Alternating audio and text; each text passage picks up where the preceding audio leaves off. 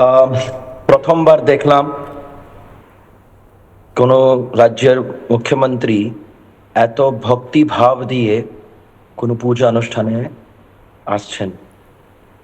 আর গো মাতা আমাদের সবাদের জন্য, আমরা ওনাকে বলি এই ব্রহ্মাণ্ড গৌমাতার থেকে জন্ম নিয়েছে। আমরা গৌমাতাকে মাতা বলি। যেই ভক্তিভাবে আমরা দেখেছি আমাদের মুখ্যমন্ত্রী এসে, যে উনি দণ্ডবত প্রণাম করছেন, উনি জানেন কিভাবে যজ্ঞতে আহুতি দিতে হয়, গৌমাতাকে আদর করতে হয়।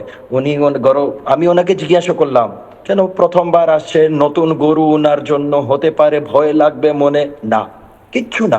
বলছে না, আমি নিজে হাতেই আমি ওনার চরণ ধোয়াবো, আমি নিজে হাতে ওখানে হলদি কুমকুম দিয়ে তিলক করব, ওনাকে শৃঙ্গার করব, মালা পরাবো। এত ভক্তি, সত্যি কথা বলছি, প্রথমবার কোনো একটা রাজ্যের মুখ্যমন্ত্রীর কাছে দেখছি।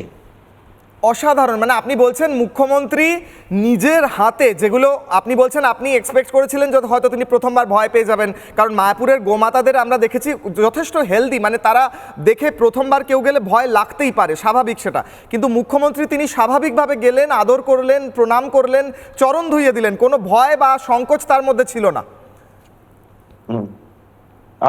আমি বলছিলাম আমি করে দিই, আপনি স্পর্শ করে, না না না, আমি নিজে হাতেই করব।